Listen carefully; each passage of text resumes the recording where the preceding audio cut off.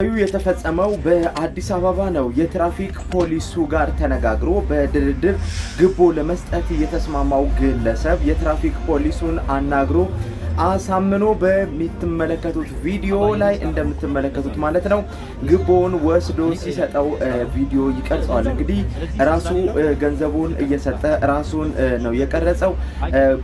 ግቦውን የሚሰጠው አካል ራሱን ቪዲዮ ውስጥ አላስገባም፣ ግን ትራፊክ ፖሊሱን በደንብ አድርጎ ቪዲዮ ውስጥ ማስገባት ችሏል።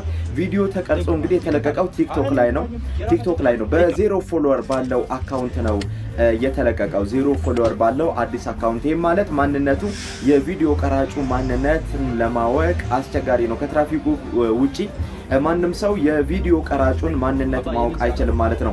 ቢሆንም ግን ትራፊኩን ሙሉ በሙሉ መቅረጽ በመቻሉ ያው እንግዲህ ትራፊኩ በቁጥጥር ስር እንደዋለ እየተሰማ ይገኛል። ሙሉ ቪዲዮን እንግዲህ እዩትና ሐሳብ አስተያየታችሁን ኮሜንት ላይ አስቀምጡልን። እሱ ስራ ሊለው ነው የሆነ ነገር ልቀጣ ቴንክ ዩ ማለት ይቀርታ በጣም አላኔ አይከፋኝም። የራሳችን ጥፋት ነው።